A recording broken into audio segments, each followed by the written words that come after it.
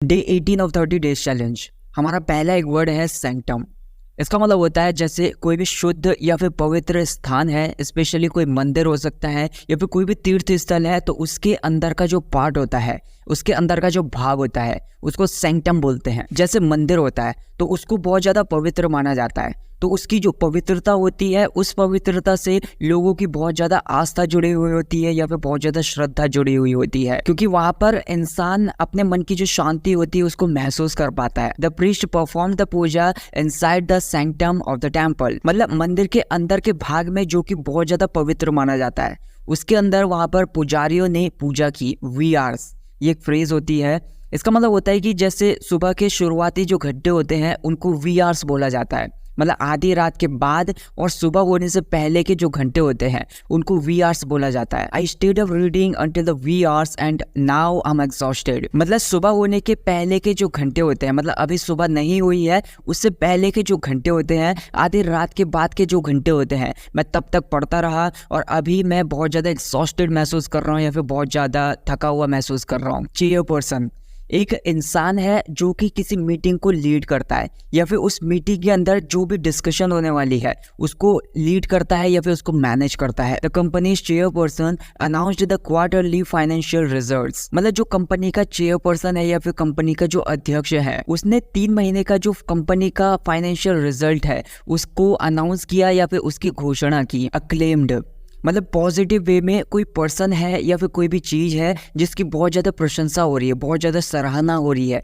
मतलब उसकी वाह वाह हो रही है चारों तरफ। The museum house the collection of acclaimed paintings, मतलब बहुत ज़्यादा प्रसिद्ध पेंटिंग या फिर ऐसी पेंटिंग्स जिनकी बहुत ज़्यादा वाह वाह हो रही है, बहुत ज़्यादा प्रशंसा हो रही है चारों तरफ, तो ऐसी पेंटिंग्स का कलेक्शन है उस म्यूजियम के अंदर। डिग्निटरी, मतलब एक ऐसा इंसान है जिसकी हाई रैंक है या फिर बोल सकते हो एक अच्छी पोजीशन में है वो, या फिर अच्छी खासी उसकी इंपॉर्टेंस है, जैसे गवर्नमेंट ऑफिसर्स होते हैं या फिर धार्मिक गुरुज होते हैं, यूनिवर्सिटीज के प्रेसिडेंट्स होते हैं या फिर वर्ल्ड बैंक से जुड़े हुए जो लोग होते हैं वो बहुत ज्यादा हाई रैंक वाले होते हैं। Foreign dignitaries were invited to the queen's coronation. यहाँ पर एक वर्ड है कोरोनेशन, इसका मतलब होता है कि जैसे कोई राजा है या फिर कोई भी सम्राट है, उसका राज्याभिषेक होना या फिर मतलब बोल सकते हो कि उसके सर पर ताज पहनाना, तो उसको कोरोनेशन बोल सकते हैं। जैसे वनवास पूरा करने के बाद राम जी जब अयोध्या वापस आए थे तो उनका कोरोनेशन हुआ था, मतलब उनका राज्याभिषेक हुआ था या फिर उनके सर पर मुकुट पहनाया गया था। तो यहाँ पर ये बोला जा रहा है कि जो रानी का राज्याभिषेक होना था या फिर रानी के सर पर जो मुकुट पहनाया जाना था, उसमें बहुत ज्यादा हाई स्टेटस वाले विदेशी लोगों को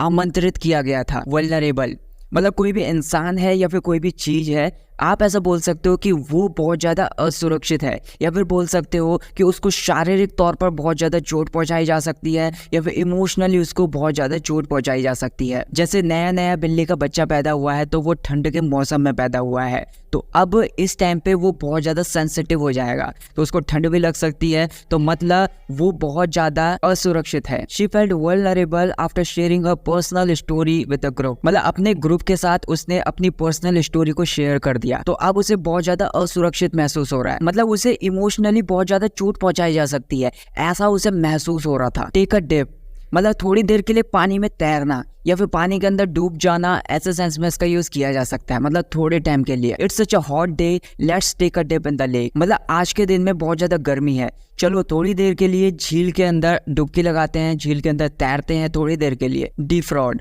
मतलब किसी इंसान के साथ धोखाधड़ी करना या फिर बेईमानी से उसके रुपयों को छीन लेना। इस धोखाधड़ी में जानबूझकर किसी के साथ बेईमानी करके उसको गुमराह करने की कोशिश की जाती है, उसके साथ झूठे वादे किए जाते हैं या फिर उसको झूठी जानकारियां दी जाती हैं। The companies defrauding people in the name of providing loans, मतलब लोन देने के नाम पर या फिर कर्ज देने के नाम पर वे लोगों को ठग रहे हैं या फिर वे लोगों के साथ धोखाधड़ी कर रहे हैं। अट्रीब्यूट, जैसे कोई भी इंसान है या फिर कोई भी चीज है, उसको किसी चीज के लिए जिम्मेदार ठहराना, उसको उत्तरदायी ठहराना, उसका श्रेय देना उसको। अमेज़ोनी attributes success to his hard work, मतलब अमेज़ोनी अपनी सफलता के लिए अपनी जो भी हार्ड वर्क है उनका, अपनी जो भी मेहनत है उसको उत्तरदायी ठहराते हैं या फिर उसको जिम्मेदार ठहराते हैं। स्लोगन, इसका मतलब होता है एक नारा। इसको आप ऐसे समझ सकते हो जैसे कोई भी चीज है या फिर कोई भी ब्रांड है, उसको एडवर्टाइज करने के लिए या फिर उसको प्रेजेंट करने के लिए लोगों के सामने एक छोटी सी फ्रेज को या फिर एक अट्रैक्टिव फ्रेज को आप स्लोगन बोल सकते हो। Nike slogan is just do it, मतलब नाइकी का नारा है या फिर अपने ब्रांड को प्रमोट करने के लिए या फिर अपने ब्रांड को एडवर्टाइज करने के लिए उनका एक नारा है या फिर एक अट्रैक्टिव फ्रेज है, just do it, come under the light. ये एक इडियम होती है। इसका मतलब होता है कि अचानक से कुछ सुर्खियों में आ जाना या फिर अचानक से लोगों का ध्यान अपनी ओर आकर्षित कर लेना। मतलब जैसे एक नेता के ऊपर करप्शन का आरोप लगा तो और भी नेता चपेट में आ गए या फिर और भी नेताओं ने लोगों का ध्यान अपनी ओर खींच लिया। मतलब उन नेताओं के बारे में भी बात करने लगे लोग क्योंकि वे भी करप्टेड है। That YouTuber came under the spotlight after buying Lamborghini, मतलब लैम्बोर्गिनी खरीदने के बाद वो यूट्यूबर बहुत ज्यादा सुर्खियों में आ गया या फिर लोगों का ध्यान अपनी ओर आकर्षित कर लिया। गश मतलब अपनी उत्साह से भरी फीलिंग्स को या फिर अपनी खुशियों से भरी फीलिंग्स को जिस पर कंट्रोल नहीं किया जा सकता, वे अनियंत्रित हैं, उनको किसी के सामने व्यक्त कर देना। जैसे वाटरफॉल होता है, उसमें पानी ऊंचाई से नीचे की ओर तेज धार से गिरता है, उसको हम कंट्रोल नहीं कर सकते। तो ऐसे ही इंसान की ये फीलिंग्स भी होती हैं जब इंसान बहुत ज्यादा खुश होता है या फिर बहुत ज्यादा जोश में आ जाता है, तो ये फीलिंग्स भी अपने आप ही उससे बाहर आ जाती हैं, उसको हम कंट्रोल नहीं कर सकते। The fans were gushing over the celebrities latest song, मतलब सेलिब्रिटी के नए गाने पर सेलिब्रिटी के जो डाई हार्ट फैंस थे वो बहुत ज्यादा खुशी से या फिर बहुत ज्यादा उत्साह से खुशी में झूम रहे थे। उनकी जो डाई हार्ट वाली फीलिंग होती है वो अपने आप ही बाहर आ गई। मैस्टिकेट मतलब खाने को पूरी अच्छी तरीके से चबा चबा कर खाना। खाने को अगर हम चबा चबा कर खाएंगे तो ये छोटे छोटे टुकड़ों में टूट जाएगा और ये हमारी डाइजेशन में भी मदद करेगा। Be sure masticate your food well before swallowing, मतलब खाना निगलने से पहले अच्छी तरीके से श्योर हो जाओ या फिर अच्छी तरीके से सुनिश्चित कर लो कि खाने को आपने बहुत अच्छी तरीके से या फिर चबा चबा कर खाना है। टॉक बैक ये एक फ्रेजल वर्ब होती है, मतलब किसी को उल्टा जवाब देना या फिर किसी को पलट कर जवाब देना, स्पेशली किसी को रूड बिहेवियर के साथ जवाब देना या फिर उसकी रिस्पेक्ट ना करते हुए उसको पलट कर जवाब देना। एम्प्लॉयज को अपने बॉस को पलट कर जवाब नहीं देना चाहिए या फिर रूड बिहेवियर के साथ जवाब नहीं देना चाहिए, नहीं तो उनकी नौकरी खतरे में आ सकती है। We should teach youngers not to talk back to our elders, मतलब हमें अपने से छोटों को ये नहीं सिखाना चाहिए कि वो अपने से बड़ों को पलट कर जवाब दें, मतलब अपने से छोटों को हमें ये सिखाना चाहिए कि अपने से बड़ों के साथ इज्जत से बात करें। So that's it guys for this video guys. मैं आपके कंफ्यूजिंग वर्ड्स जानना चाहता हूं जिनके ऊपर भी आपको डाउट है, उनको मुझे कमेंट सेक्शन में बताइए। मैं उनको अपनी वीडियोस में लेकर आपके डाउट्स को क्लियर करने की अपनी पूरी कोशिश करूंगा। और अगर आपको ये वीडियो पसंद आई हो तो वीडियो को लाइक कर देना, चैनल को सब्सक्राइब कर लेना। Thank you so much for watching this video.